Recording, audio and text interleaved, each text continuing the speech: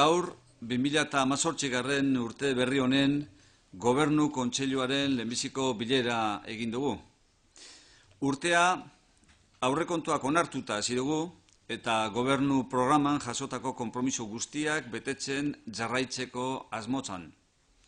2018 honetan, honako alderdi hauetan jarraituko dugu lanean. Lehiakortasun eta enpleguan, langabezia tasa 10%tik bera eramateko eta enpleguan kalitatea hobetzeko.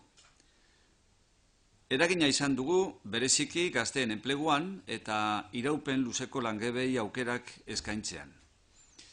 Emakume eta gizonen arteko berdintasunari dagokionez, baita segurtasunean eta emakumeen aurkako indarkeriaren tratu txarren eta mehatxuen amaieran ere. Eta bizikidetzan, 2018a etaren behin betiko desagerpenaren urtea izan dadin. Hoy hemos celebrado la primera reunión del Consejo de Gobierno correspondiente a este año 2018. Comenzamos el año con los presupuestos aprobados y con el objetivo de seguir dando cumplimiento a todos y cada uno de los compromisos plasmados en el programa de Gobierno. Este año 2018 seguiremos trabajando por la competitividad y el empleo para que la tasa de paro se sitúe por debajo del 10% y mejore la calidad del empleo. Queremos incidir especialmente en el empleo juvenil y en ofrecer oportunidades a las personas paradas de larga duración. La igualdad entre hombres y mujeres, también en la seguridad y la erradicación de los malos tratos, las amenazas y la violencia contra las mujeres. Y en la convivencia para que el año 2018 sea el año de la desaparición definitiva de ETA. Gure gobernu ekintza aldian behin eguneratu, Euskal Ganberari bidali eta web orrialdean argitaratzen dugun plangintza estrategikoan eta araudi plangintzan jasotzen da. Bertan, plan estrategikoak eta sektorialak prestatzeko eta martxan jartzeko gure konpromisoen helburu diren dekretu eta lege proiektuak jasotzen ditugu. 2017a legegintzaldiko oinarriko oretsita eta finkatuta amaitu dugu. Gobernu programaren 175 konpromisoak jarri ditugu martxan dagoeneko. Plan estrategiko guztiak onetsita daude eta Euskal Ganberara bidalita daude. Guztira 15 dira eta indarrean daude dagoeneko. 2018 urteari begira 3 plan estrategiko eguneratu behar dira. Bat, Euskadi Basque Country 2020 estrategia, urtarrilaren 24an aurkeztuko dena. 2, 7. berdintasun plana, eta 3, lanbide heziketako 4. plana. Euskadin hazkuntza 3% izan da. 2013an atzerapen egoeran geunden, aldaketa nabarmena izan da beraz bien bitartean.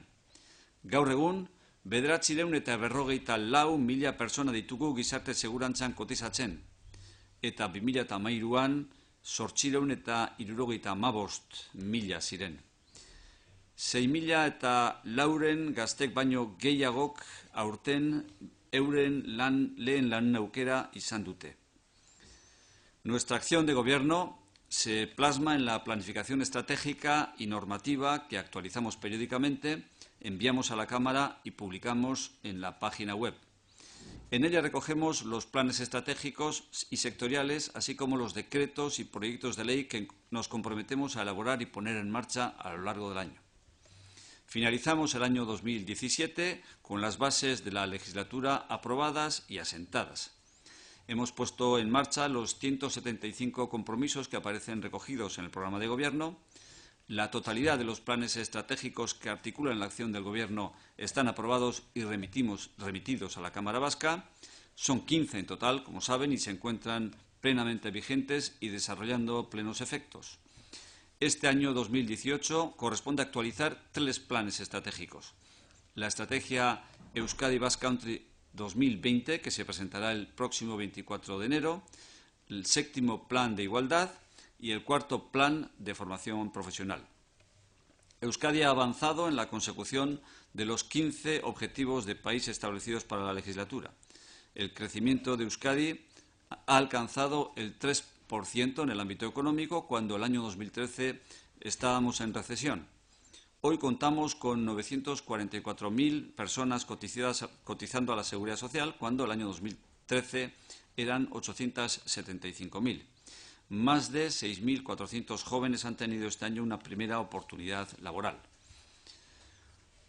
Urte garrantzitsua hasten da halaber autogobernuari buruzko ponentziaren lanerako. Alderdi politikoek Euskal Gobernuaren etorkizunaren inguruan oinarri eta printzipioen akordioa lortzeko aukera dute.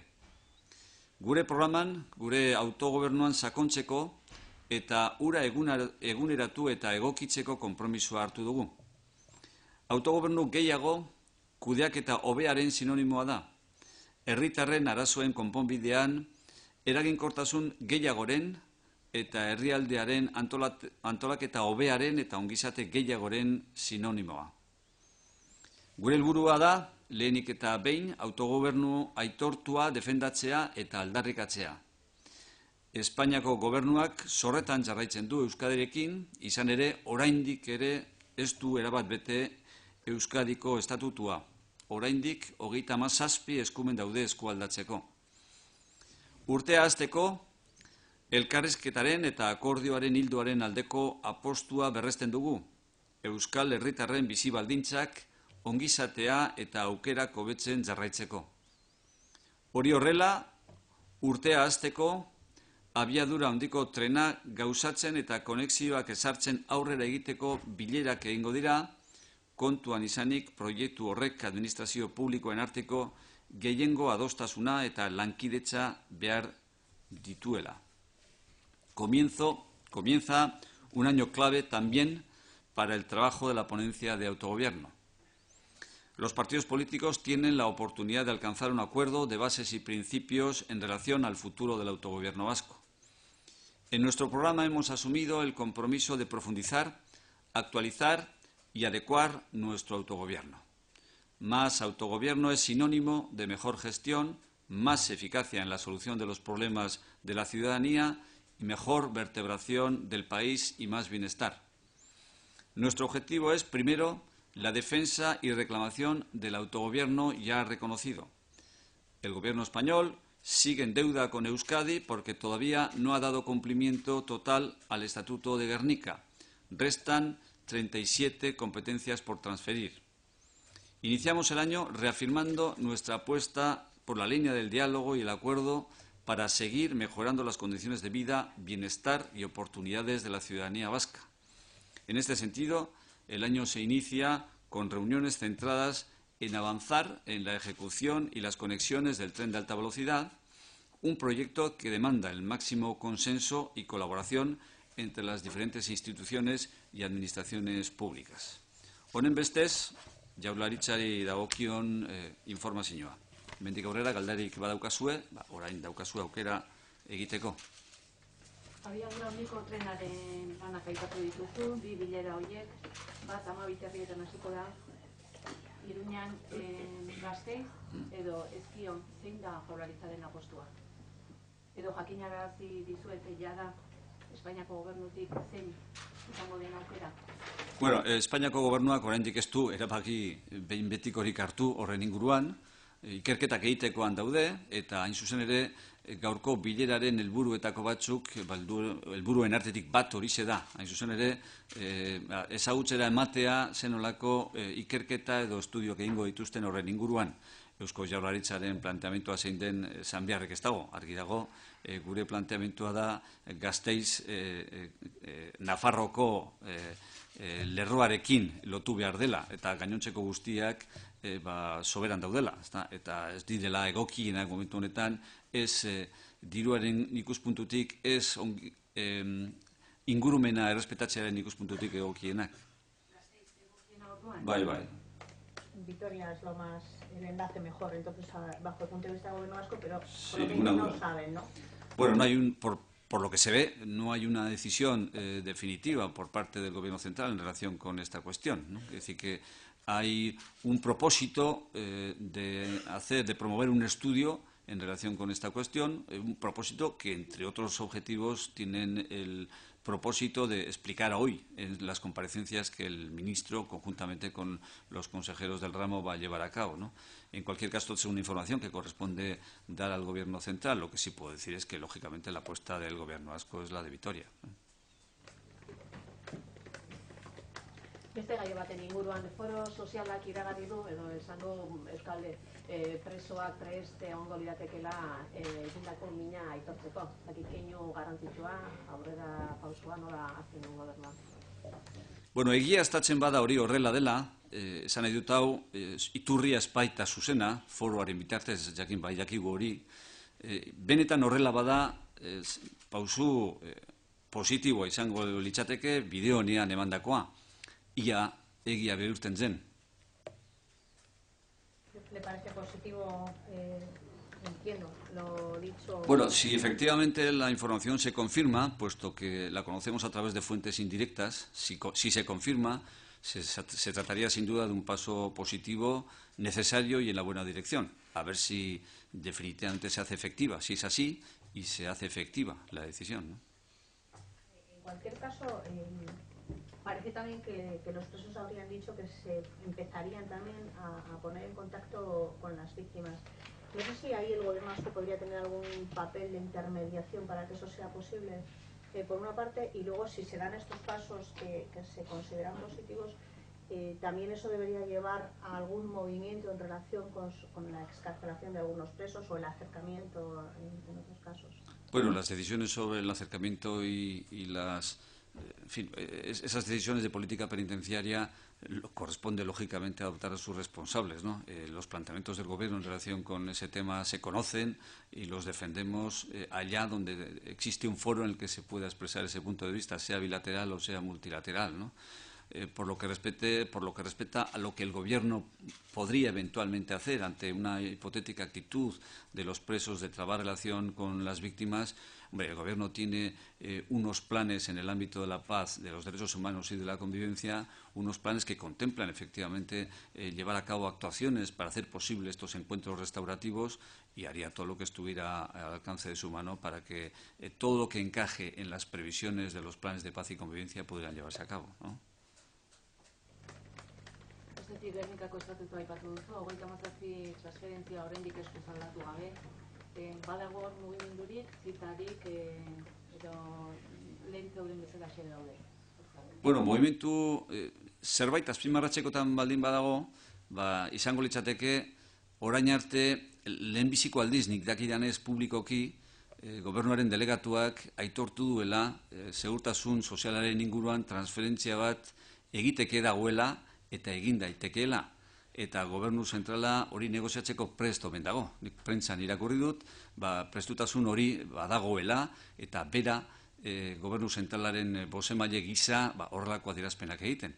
Hori datu, bueno, berria da, aitorpen hori egitea eta publikoki egin izana. Nola nahi ere, guk horretan jarrera hori bada, eta gobernu zentrala jarrera hori badauka, Eusko Jaurlaritzaren jarrera ezaguna da, eta, bueno, argi dago kasu honetan, bueno, gobernu zentralaren jarrera hori bada,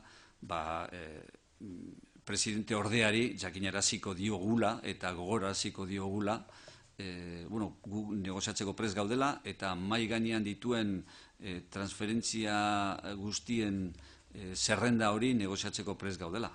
Sí, se admitió que había habido un parón por parte del delegado del Gobierno precisamente por la situación de Cataluña, pero dijo que una vez que se desbloquee esa cuestión sí que se podían retomar, o que esperaba que se pudieran retomar las negociaciones. No sé si ha habido algún avance, si usted ha vuelto a interpelar a Soraya Sáenz de Santamaría para mantener un encuentro. Bueno, yo no sé si lo ocurrido en Cataluña es justificación o motivo para paralizar unas conversaciones y unas negociaciones que tienen que llevarse a cabo por imperativo legal. Estamos hablando del cumplimiento de una ley, ¿no? De dar cumplimiento no solamente a una reclamación de este Gobierno que ha recogido expresamente en su programa de gobierno con carácter prioritario, sino además a una reivindicación histórica que ha sido defendida por el Parlamento Vasco y por muchas instituciones de Euskadi a lo largo de muchos años, ¿no? Estamos hablando del cumplimiento del Estatuto de Gernika, ¿no?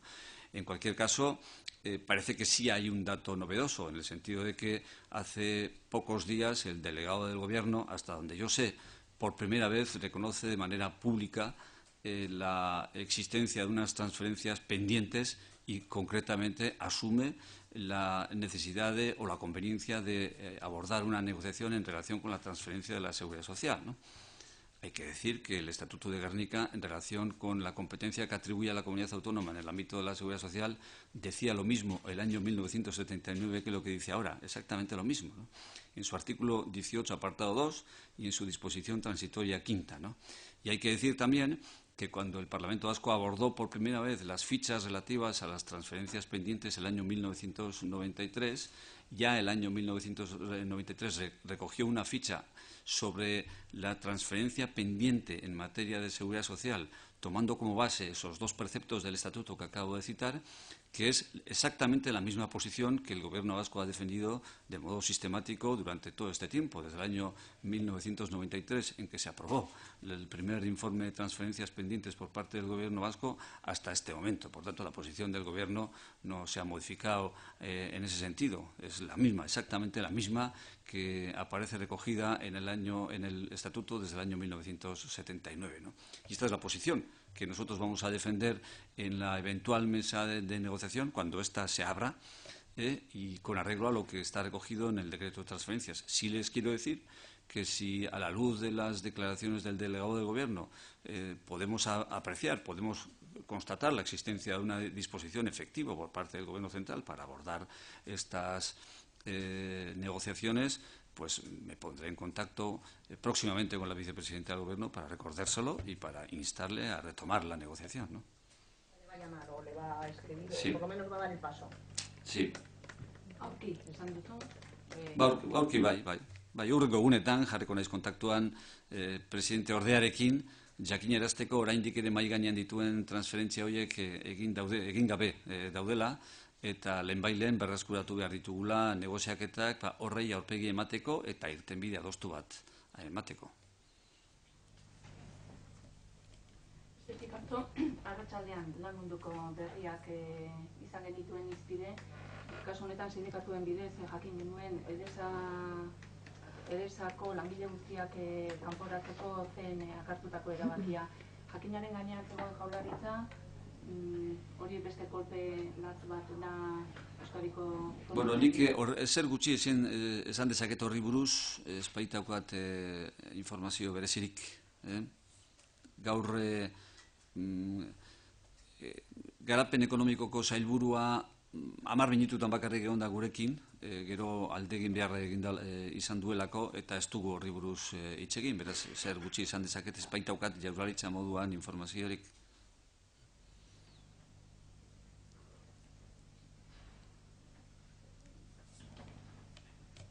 Oso ondo, bueno, besterik ez badago. Eskerrik asko, eta urtea ondo bizi.